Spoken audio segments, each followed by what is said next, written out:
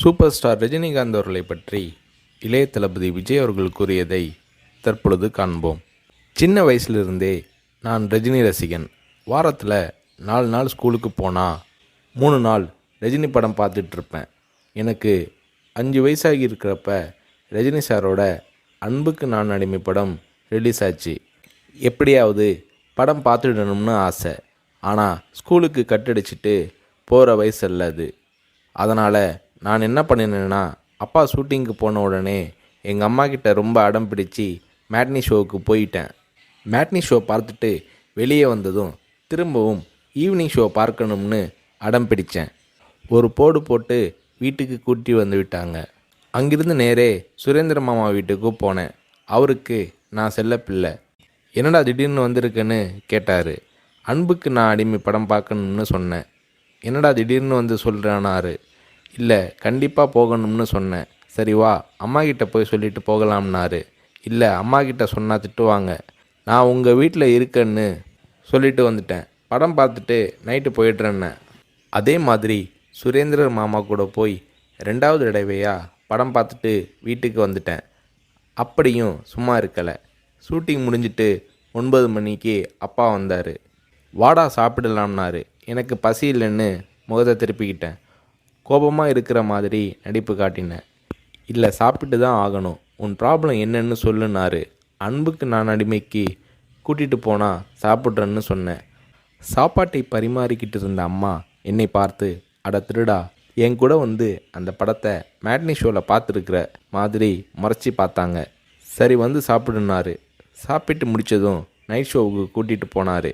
உண்மையிலேயே அன்னைக்கு matinee, evening, night ஷோன்னு 3 தடவை ரஜினி சார் படம் பார்த்தேன். படம் பார்த்துட்டு வந்ததும் அப்பா கிட்ட ஒரு அன்பு கட்டளை போட்டேன். நாளைக்கு நான் ரஜினி சாரை பார்க்கணும், அவர் கூட நின்று ஃபோட்டோ எடுக்கணும்னு சொல்லி அப்பாவோட கழுத்தை கட்டி பிடிச்சிக்கிட்டேன். அடுத்த நாள் காலை நானும் என்னோடய ஃப்ரெண்ட் கார்த்திக்கும் அப்பா கூட போனோம். ரஜினி சார் வாகினி ஸ்டுடியோவில் ஏதோ ஒரு ஷூட்டிங்கில் பிஸியாக இருந்தார். நான் ரஜினி சாரை நேரடியாக பார்க்கிறது அதுதான் முதல் தடவை. எப்படி ரஜினி சார்கிட்ட பேசுகிறதுன்னு பயந்துக்கிட்டு இருந்தேன். அவர் கூட்டிகிட்டு போய் அன்பாக பேசினார். அப்படியே என்னை தன்னோட மடியில் உட்கார வச்சுக்கிட்டு என்ன படிக்கிறேன்னு கேட்டார். சொன்னேன், நான் உங்கள் கூட நின்று ஃபோட்டோ எடுக்கணும்னு சொன்னேன். சிரிச்சுக்கிட்டே என் கன்னத்தை தட்டி கொடுத்து எங்களை அணைச்சிக்கிட்டு ஃபோட்டோவுக்கு போஸ் கொடுத்தார். என்னால் மறக்க முடியாது அந்த இனிய நாளை, அவரது அன்பான அரவணைப்பை. வீட்டுக்கு வந்ததும், அப்பா நீங்கள் பெரிய டைரக்டர்னு சொல்கிறாங்க, ஆனால் என்னால் உங்களை டைரக்டராக ஏற்றுக்க முடியாது. எப்போ எங்கள் தலைவர் ரஜினியை வச்சு டைரக்ட் பண்ணுறீங்களோ அன்னைக்கு தான் உங்களை டைரக்டராக ஏற்றுக்குவேன்னு சொன்னேன். அப்பா என்னை பார்த்தாரு. ஒரு ஹிந்தி படம் டைரக்ட் பண்ணுறதுக்காக எங்கள் அப்பா பாம்பே போனார். எனக்கு ஹாலிடேங்கிறதால நானும் அம்மாவும் கூட போயிருந்தோம். மும்பையில் இருந்த ப்ரொடியூசர் பூர்ணச்சந்திர ராவ் எங்கள் அப்பாவுக்கு ஃபோன் பண்ணி கூப்பிட்டதும் அப்பா அவரை பார்க்க போனார். வரும்போது ரொம்ப சந்தோஷமாக இருந்தார். ஹோட்டலுக்கு வந்ததும் என்னை கூப்பிட்டு, விஜய், நான் டைரக்டர் ஆயிட்டேனாரு. ரஜினி சாரை நடிக்க வச்சு டைரக்ட் பண்ண போகிறேன்னாரு. அந்த படம் தான் நான் சிகப்பு மனிதன். நீங்கள் நம்புறீங்களோ இல்லையோ, அந்த படத்தை நான் 17 தடவை பார்த்தேன். நடிக்கணும்னு ஆசைப்படுறியே, உனக்கு நடிப்பை பற்றி என்ன தெரியும்னு எங்கள் அப்பா கேட்டதும் உடனே அப்போதே ஒரு சீன் நடித்து காட்டினேன்.